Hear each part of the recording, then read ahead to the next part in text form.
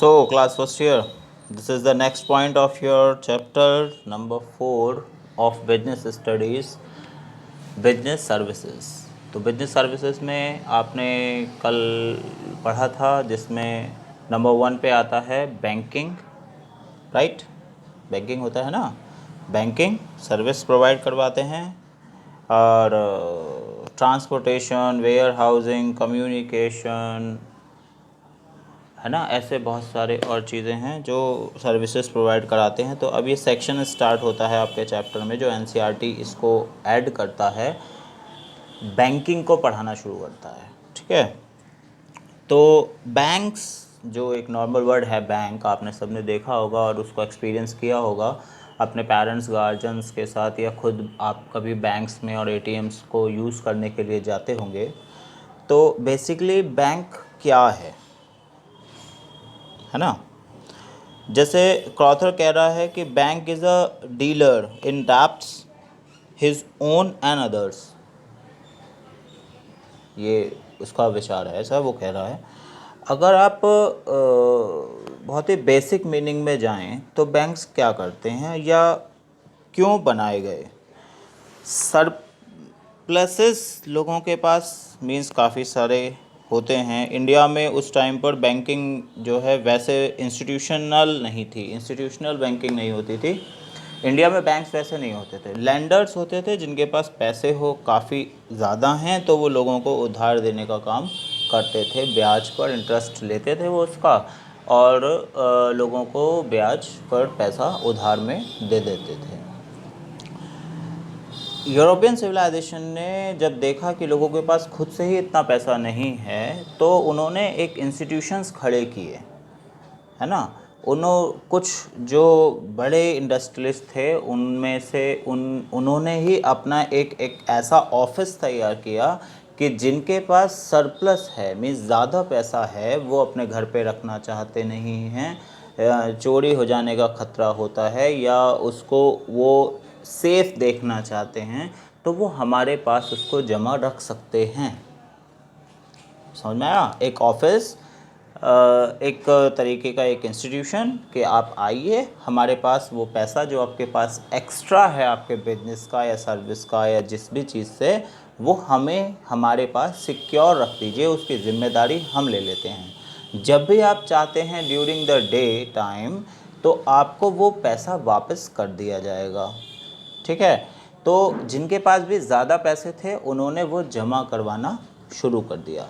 इससे उनका एक हिडन जो मोटिव था वो क्या था, जिससे कि लोगों के पास जो एक्स्ट्रा पैसा है वो आप इकट्ठा कर लेंगे और जिनको भी ज़रूरत होगी उनको हम उधार पर वो पैसा दे देंगे। तो एक ऐसा सिस्टम तैयार हुआ, और वही सिस्टम जो है और प्योरीफाई होते होते बैंकिंग की शक्ल में आपके सामने आज आगे खड़ा हुआ है। अभी भी क्या होता है कि जिनके पास जो सरप्लसेस हैं, मीन्स ज़्यादा पैसा है, वो घर में अब उसको सुरक्षित नहीं समझते, तो वो बैंक को उसका ज़िम्मेदार बना देते हैं कि हम आपके पास ये पैसा स्टोर कर रहे हैं, हम आपके पास ये पैसा डिपॉजिट कर रहे हैं, जमा कर रहे हैं। वो जमा कर देते हैं पैसा, बैंक उसको जमा करता रहता है सभी कस्टमर से, और अपनी इनकम को बनाने के लिए उसी पैसे को जो नीडीज़ हैं उन तक पहुंचा देता है। उन तक पहुंचाने का मतलब है कि जिसको लोन चाहिए उसको लोन प्रोवाइड करवा देता है। लोन प्रोवाइड करने से क्या होता है, बैंक वो पैसे को लोन देता है और उस लोन पर वो इंटरेस्ट अर्न करता है।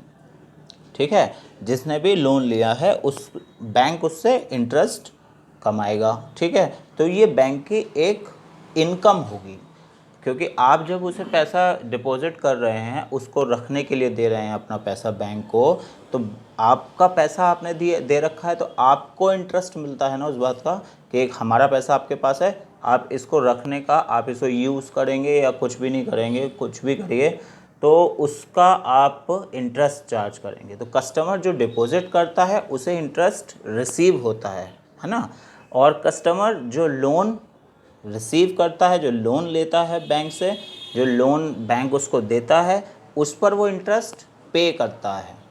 ठीक है, कि आप मुझे जब पैसे की ज़रूरत थी, बैंक ने मुझे लोन दे दिया था, तो जब मैं उसे लौटाऊंगा तो कुछ परसेंटेज के साथ इंटरेस्ट का उसके साथ जोड़कर बैंक को दूंगा।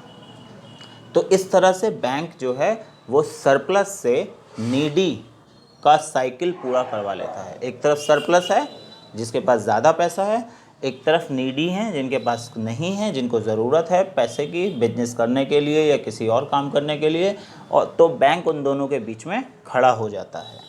समझ में आ गया?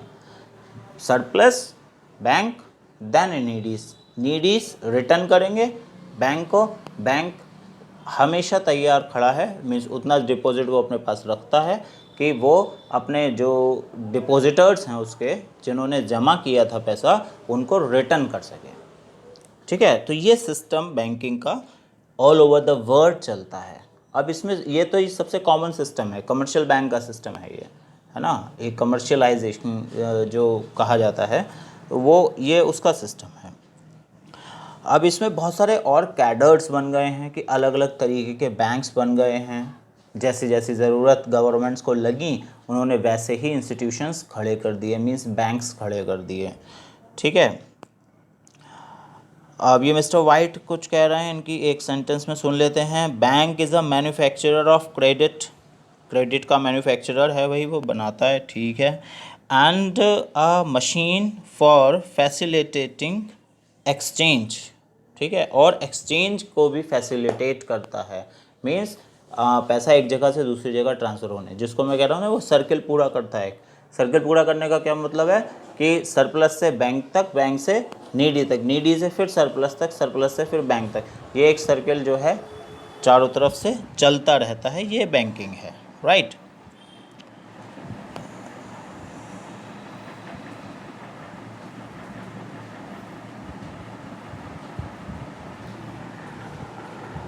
ओके, तो ये बैंकिंग का मीनिंग हो जाता है।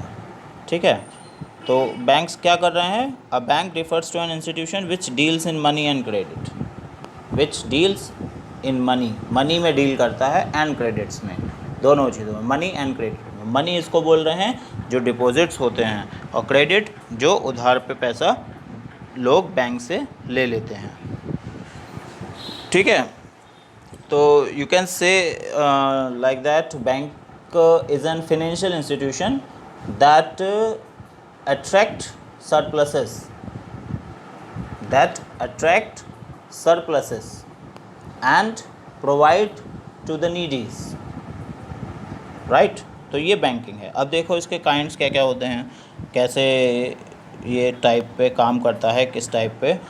तो इंडिया में जैसे commercial banks, cooperative banks, specialised banks and central banks, right.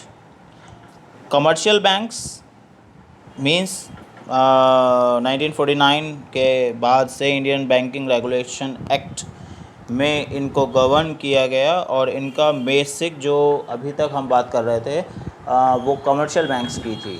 Basic character जो है वो क्या है कि it banking means accepting deposits of money from the public for the purpose of lending और इन्वेस्टमेंट। लोगों से पैसा इकट्ठा करवाना, उन्हें इंड्यूस करना, लोगों को उन्हें समझाया जाना कि आपके पास अगर एक्स्ट्रा पैसा है तो आप हमें जमा कर दीजिए, और वो आपका सिक्योर रहेगा। उसकी ज़िम्मेदारी गवर्नमेंट मीन्स जो बैंक हैं वो ले रहे हैं एक तरीके से, है ना। घर पे रखा है चोरी हो जाए, जैसे इंडिया में बहुत टाइम, या इंडिया क्या पूरे वर्ल्ड में ही था कि लोग पैसा ज़मीन में दबा देते थे। उस टाइम पे जो गोल्ड था, सिल्वर था लोगों के पास, या और जो ऑर्नामेंट्स थे, या और जो मेटल्स थे जो उस टाइम पे वैल्यूएबल थे और आज भी वैल्यूएबल ही हैं, तो उनको ज़मीन में दबा देते थे। अब वो सिस्टम नहीं है, अब ज़मीन में दबा के क्या करेंगे? अब बैंक को जिम्मेदारी दे दो, है ना, बैंक उसको रखेगा। बैंक लूट भी गया तो वो जो है उसका कोई ना कोई सॉल्यूशन गवर्नमेंट देती है, और फिर वो बैंक आपको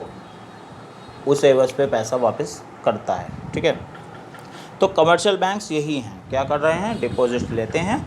डिपॉजिट मीन लोगों से पैसा जमा करवाते हैं, उनके अकाउंट्स के थ्रू एक प्रोसेस बनाया गया है, वो आप सब शायद अच्छे से जानते हैं।